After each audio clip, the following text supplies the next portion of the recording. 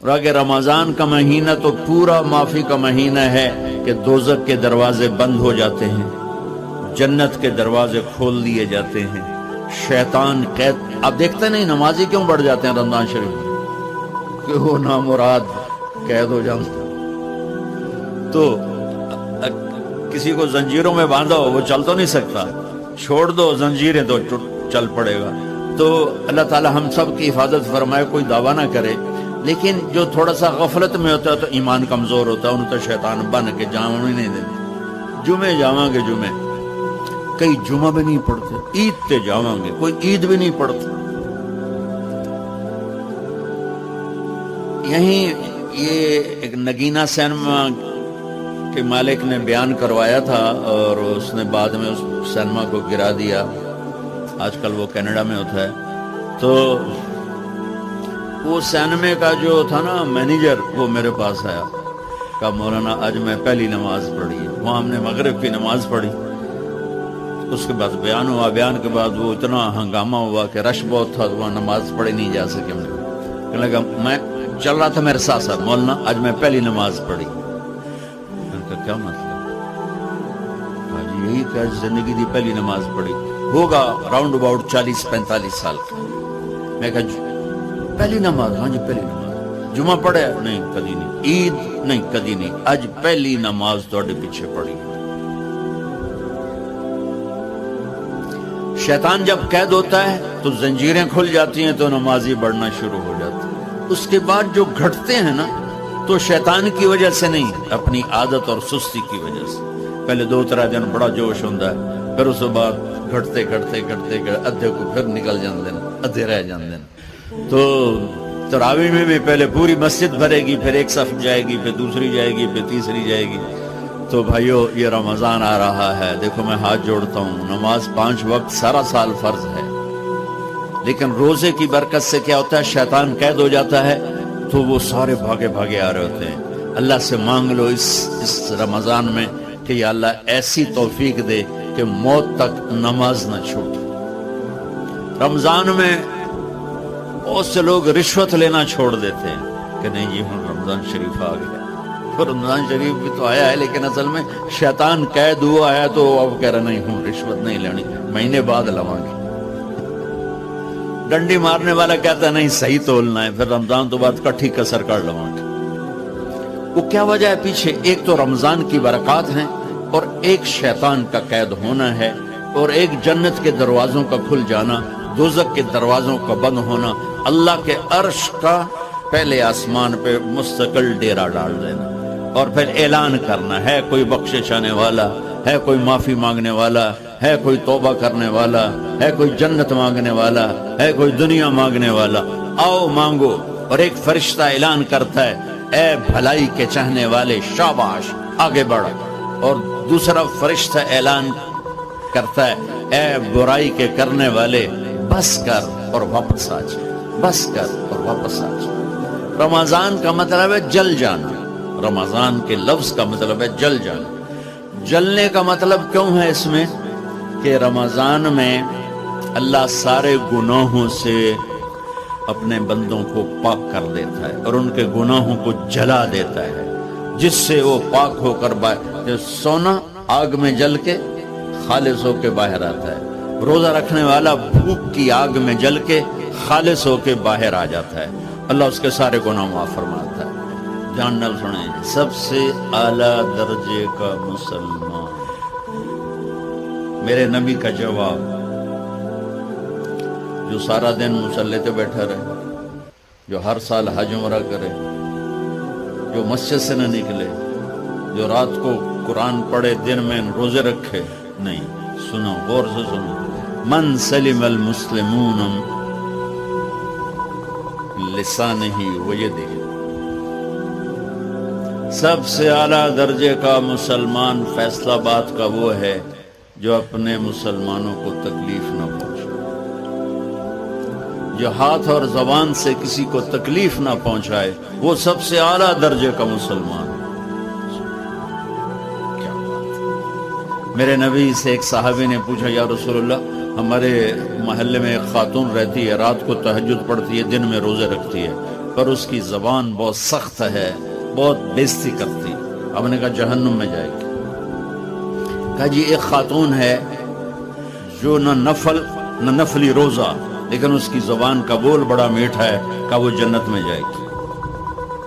تو سب سے اعلیٰ درجے کا مسلمان کون ہے جو کسی کو تکلیف نہ پہنچائے؟ پھر اس نے پوچھا ای الایمان افضل، سب سے اعلیٰ درجے کا مومن کون ہے؟ تو آپ نے فرمایا حسن الاخلاق، جس کے اخلاق اچھے ہوں وہ سب سے اعلیٰ درجے کا ایمان والا ہے۔ کیونکہ تکلیف نہ پہنچانا اخلاق کی ایک صفت ہے، اور اخلاق کی بے شمار اقسام۔ میرے نبی نے فرمایا اچھے اخلاق 360 صفات کا نام ہے۔ ایک صفت بھی کسی مسلمان مرد عورت کے اندر ہوگی تو جنت میں چلا جائے گا۔ سامنے ابو بکر بیٹھے تھے، کہنے لگے یا رسول اللہ کو میرے اندر بھی ہے؟ تو آپ نے فرمایا تیرے اندر ساری ہے، ساری تیرے اندر ساری۔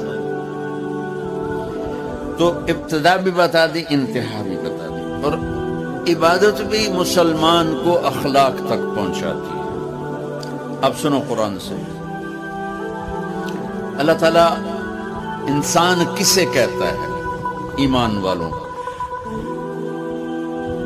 ان الذین کفروا من اہل الکتاب والمشرکین فی نار جہنم خالدین فیہا اولئک ہم شر البریہ۔ سب سے بدترین مخلوق وہ ہے جو اللہ کو نہ مانے، جو اللہ کہ دین کو نہ مانے۔ آپ نے کہا وہ سب سے بدترین مخلوق۔ تو لا الہ الا اللہ محمد رسول اللہ ہمیں انسانیت میں داخل کرتا ہے۔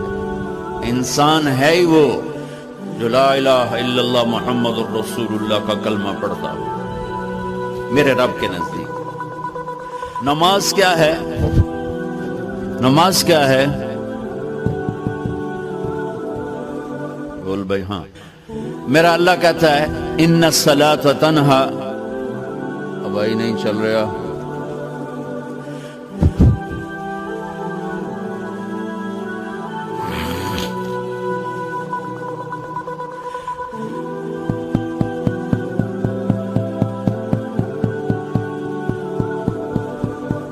تھوڑی آواز۔ نماز کیا ہے؟ ان الصلاۃ تنہا عن الفحشاء والمنکر، تم نماز پڑھو، یہ تمہیں بد اخلاقی سے بچائے گی اور یہ تمہیں گناہوں سے بچائے گی۔ تو نماز بھی انسان کو اخلاق تک لے جائے گی، فحاشی سے بچائے گی، گناہوں سے بچائے گی، اخلاق کی طرف سفر۔ روزہ آ رہا ہے، روزہ کس لیے ہے؟ کتب علیکم الصیام کما کتب علی الذین من قبلکم لعلکم تتقون، تم پر روزہ فرض کیا ہے جیسے پہلوں پہ کیا تھا تاکہ تم تقوی والے بن جاؤ۔ تقوی والے کون ہیں؟ وسارعوا الی مغفرۃ من ربکم وجنۃ عرضها السماوات والارض اعدت للمتقین، کہ میرے بندو دوڑو جنت کی طرف جو تقوی والوں کے لیے۔ متقی کون ان دن تقوی والے یا اللہ کا؟ الذین ينفقون فی السراء والضراء، کا جو میرے نام پہ سخاوت کرتے ہیں، چاہے تنگ دست ہوں چاہے پیسے والے، چاہے تھوڑا مال ہوئے چاہے زیادہ مال ہوئے، وہ میرے نام پہ خرچ کرتے ہیں۔ الکاظمین الغیظ، جو غصے کو پی جاتے ہیں۔ والعافین عن الناس، اور جو لوگوں کو معاف کر دیتے ہیں۔ اللہ تعالیٰ کہہ رہا ہے یہ تقوی والے ہیں۔ تو روزہ بھی اخلاق پہ لے جا رہا ہے۔ فمن فرض فیہن الحج فلا رفث ولا فسوق ولا جدال، میرے رب نے کہا حج کا ارادہ کر لیا ہے تو زبان کی گندی، زبان کا گندا لہجہ اور زبان کے گندے بول سے بچو، لڑائی سے بچو، گناہوں سے بچو۔ تو حج بھی میٹھے بول پہ لا رہا ہے، لڑائی سے بچنے پہ لا رہا ہے، نافرمانی سے بچنے پہ لا رہا ہے۔ خذ من اموالہم صدقۃ تطہرہم وتزکیہم بہا وصلی علیہم، میرا رب فرما رہا ہے میرے محبوب ان سے زکوٰۃ لیں اور ان کو پاک کرے اور ان کا تزکیہ کریں، ان کو ایک اچھا انسان بنائیں۔ زکوٰۃ ہو اخلاق بنتے ہیں، روزہ ہو اخلاق بنتے ہیں، حج ہو اخلاق بنتے ہیں، نماز ہو اخلاق بنتے ہیں، کلمہ ہو انسان بنتا ہے۔ یہ اتنا زور کیوں دیا ہے اخلاق پر کہ میرے بھائیو، اچھا معاشرہ جو وجود میں آتا ہے وہ ایک دوسرے کو معاف کرنے سے وجود میں آتا ہے۔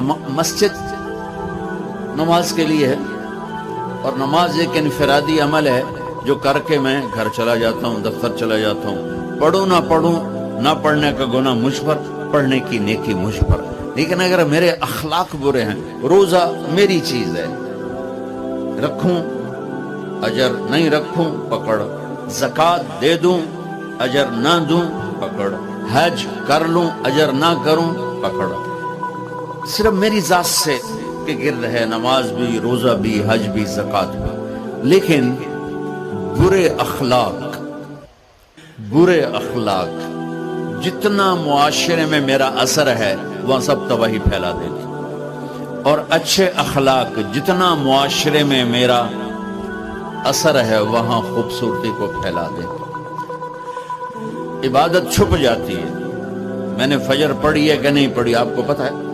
بولو، آپ نے پڑھی ہے یا نہیں پڑھی مجھے کوئی پتہ ہے نہیں، لیکن یہاں بیٹھ کے اللہ نہ کرے میں فرقہ واریت کی بات کروں، آپ سب کو پتہ چلے گا کہ نہیں چلے گا کہ مولوی اگلا رہا ہے؟